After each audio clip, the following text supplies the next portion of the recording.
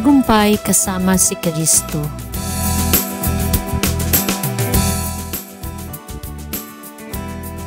Ngayon ipinagdiriwang ng simbahan ang ika-20 linggo sa karaniwang panahon at paalala sa atin na ang pagsunod kay Jesus ay nangangailangan ng tapang at pagtitiis.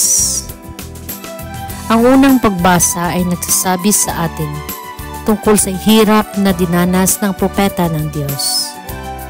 Si Jeremias ay tinapon sa balon dahil lamang sa kanyang pagsasalita ng matinding katotohanan na iniutos sa kanya ng Diyos.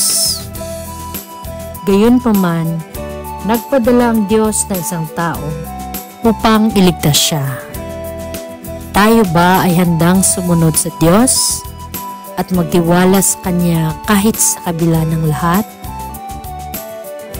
Ang awit 39 ay isang panalangin ng apela na sumisigaw sa Panginoon para sa tulong. Panginoon, dumating ka sa aking tulong. Sa kanyang liham sa mga Hebreo, sinasabi ni San Pablo na panatilihin ang ating mga mata na nakaayos kay Jesus, na nagbibigay inspirasyon at nagpapabuti sa ating pananampalataya. Si Jesus ay nagdusa upang umupo sa kanyang lugar sa kanan ng trono ng Diyos. Kaya rin sa ating laban sa kasalanan, tularan natin si Jesus na tiisin ang krus, nagpapakatatag sa pananampalataya at kinikilala ang bagong buhay sa Kanya. Ang Ebanghelyo ni Lucas ay naglalarawan kay Jesus na sinasabi sa kanyang mga tagasunod na siya ay dumating upang magsiklab ng apoy para sa isang matatag at aktibong pananampalataya. Minsan, maaaring magdulot ito ng mga problema sa pagitan ng mga kaibigan o mga miyembro ng pamilya. Gayunpaman, hindi natin dapat panghinaan ng loob o magpadala sa mga makamundong abala, kundi panatilihin ang ating mga mata sa layunin, tumatawag sa Kanya para sa tulong.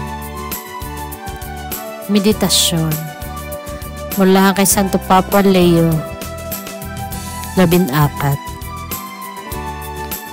Ang regalo ng Eucharistia na inihanda ng Diyos ay nagpapakita na ang Kanyang dakilang pag-ibig ay laging nauuna sa atin.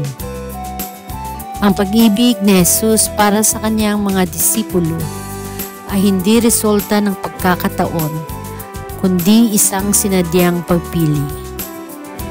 Hindi ito simpleng reaksyon, kundi isang desisyon na nangangailangan ng paghahanda. Si Jesus ay hindi haharap sa kanyang paghihirap dahil sa kaparlaran, kundi dahil sa katapatan sa isang landas na malaya at maingat na tinanggap at inako. Tulad ng paghahanda ng Diyos upang ipakita ang kanyang pag-ibig sa mga tao, sa kanyang bahagi, ang mga tao ay malaya upang piliin ang Diyos at ihanda ang kanilang mga puso upang tanggapin ang kanyang pag-ibig. Naisip na niya ang lahat, inayos ang lahat, at nagpasya sa lahat. Subalit, hinihiling niya sa kanyang mga kaibigan na gawin ang kanilang bahagi. Ito ay nagtuturo sa atin ng isang mahalagang bagay para sa ating espiritual na buhay. Ang biyaya ay hindi nagpapawalang bisa ng ating kalayaan, kundi sa halip, pinupukaw ito. Ang regalo ng Diyos ay hindi nag-aalis ng ating responsibilidad, kundi ginagawa itong mas mabunga. Ang pagdiriwang ng Eucharistia ay hindi lamang dapat sa altar, kundi dapat ding isabuhay sa araw-araw bilang isang patuloy na alay ng pagmamahal at pasasalamat. Ang tunay na pag-ibig ayon sa Ebanghelyo ay binibigay bago ito maibalik. Ito ay isang inaasahang regalo. Ito ay nakabase hindi sa kung ano ang natanggap, kundi sa kung ano ang nais ipagkaloob. Ano ang ibig sabihin nito para sa akin ngayon sa pagpapalabas? Marahil ay ang talikuran ng isang hinihingi. Itigil ang paghihintay sa pagbabago ng iba at kumuha ng unang hakbang. Marahil ay ang makinig ng higit pa, kumilos ng mas kaunti, o matutunang magtiwala sa kung ano ang naihanda na. Manalangin tayo. Manalangin tayo na ang mga lipunan kung saan tila mas mahirap ang magkakaroon ng sama-sama ay huwag bumigay sa tukso ng salungatin para sa mga etniko, politikal, relihiyoso, ideolohikal na dahilan.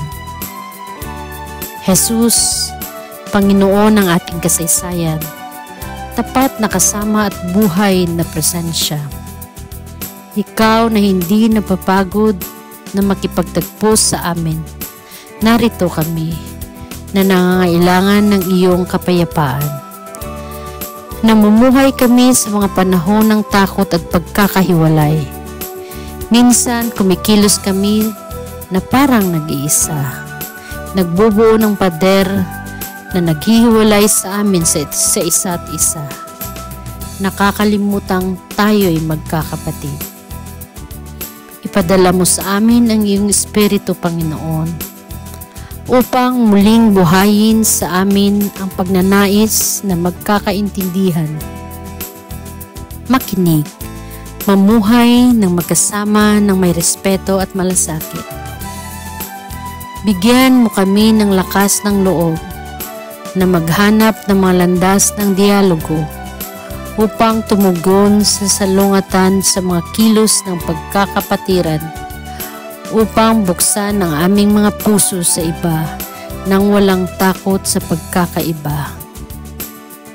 Gawin mo kaming mga tagapagtayo ng mga tulay na kayang lampasan ang mga hangganan at ideolohiya, na kayang makita ang iba sa mga mata ng puso. Kinikilala sa bawat tao ang isang hindi mapasukang dignidad. Tulungan ninyo kaming lumikha ng mga espasyo kung saan maaaring umudlad ang pag-asa, kung saan ang pagkakaiba-iba ay hindi isang banta, kundi isang yaman na nagpapahalaga sa ating pagiging tao. Amen. Mula kay Santo Papa Leo 14.